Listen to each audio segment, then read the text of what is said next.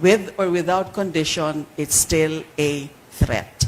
And therefore wrong, and therefore criminal, and therefore impeachable. Meron po bang conditional threat? Ang pagkakaalam po natin, wala po. There's no such thing as conditional threat because threat is a threat. Kapag manakot ang isang tao against another one, o kaya against the members of his family, and yung pananakot na yun is something that is amounting to crime, and that is really grave threats. Ano yung crime na tinatakot dito o yung pagbabanta? Ito yung pagpapatay doon sa Pangulo, sa First Lady, and the former Speaker.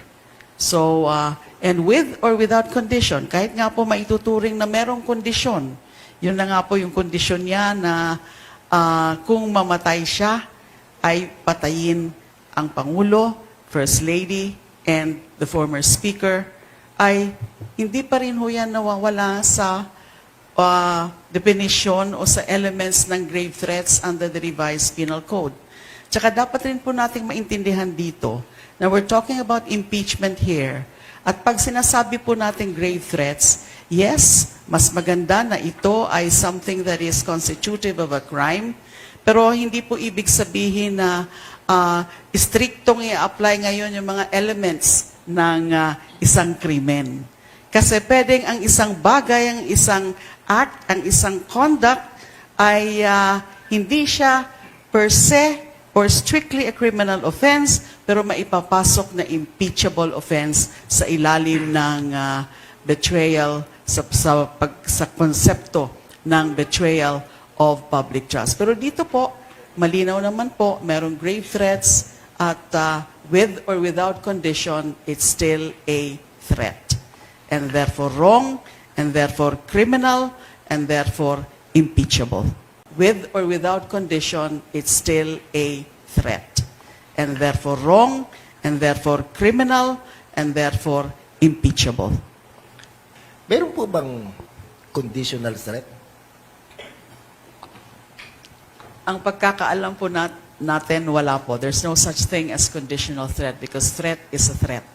Kapag manakot ang isang tao against another one, o kaya against the members of his family, and yung pananakot na yun is something that is amounting to crime, and that is really grave threats. Ano yung crime na tinatakot dito o yung pagbabanta? Ito yung pagpapatay doon sa Pangulo, sa First Lady, and the former Speaker. So, and with or without condition, kahit nga po maituturing na merong kondisyon, yun na nga po yung kondisyon niya na kung mamatay siya, ay patayin ang Pangulo, First Lady, and the former Speaker, ay hindi pa rin ho yan nawawala sa definition o sa elements ng grave threats under the revised penal code. Tsaka dapat rin po nating maintindihan dito na we're talking about impeachment here.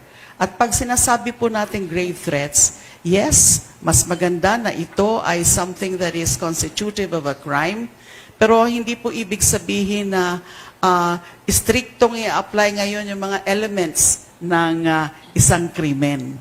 Kasi pwedeng ang isang bagay, ang isang act, ang isang conduct ay hindi siya per se or strictly a criminal offense, pero maipapasok na impeachable offense sa ilalim ng betrayal, sa konsepto ng betrayal of public trust. Pero dito po, malinaw naman po, merong grave threats at with or without condition, it's still a threat. And therefore wrong, and therefore criminal, and therefore impeachable. With or without condition, it's still a threat. And therefore wrong, and therefore criminal, and therefore impeachable. Meron po bang conditional threat? Ang pagkakaalam po natin, wala po. There's no such thing as conditional threat because threat is a threat. Kapag manakot ang isang tao against another one, o kaya against the members of his family, And yung pananakot na yon is something that is amounting to crime. And that is really grave threats. Ano yung crime na tinatakot dito o yung pagbabanta? Ito yung pagpapatay doon sa Pangulo, sa First Lady, and the former Speaker.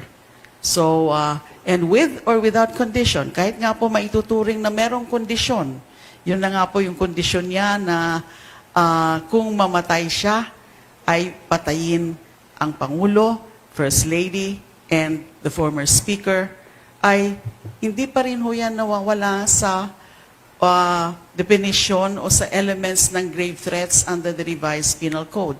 Tsaka dapat rin po nating maintindihan dito na we're talking about impeachment here. At pag sinasabi po natin grave threats, yes, mas maganda na ito ay something that is constitutive of a crime, pero hindi po ibig sabihin na striktong i-apply ngayon yung mga elements ng isang krimen.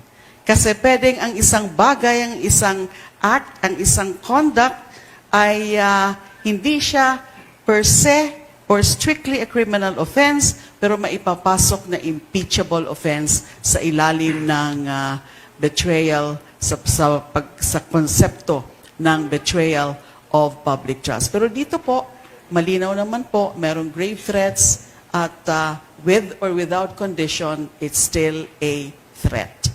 And therefore wrong, and therefore criminal, and therefore impeachable. With or without condition, it's still a threat. And therefore wrong, and therefore criminal, and therefore impeachable. Meron po bang conditional threat? Ang pagkakaalam po natin, wala po. There's no such thing as conditional threat because threat is a threat.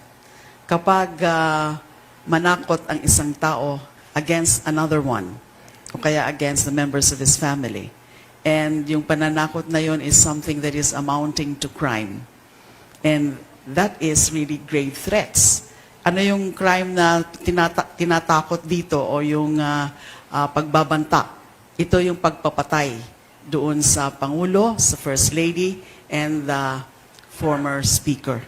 So, and with or without condition, kahit nga po maituturing na merong kondisyon, yun na nga po yung kondisyon niya na kung mamatay siya, ay patayin ang Pangulo, First Lady, and the former Speaker, ay hindi pa rin ho yan nawawala sa definition o sa elements ng grave threats under the revised penal code.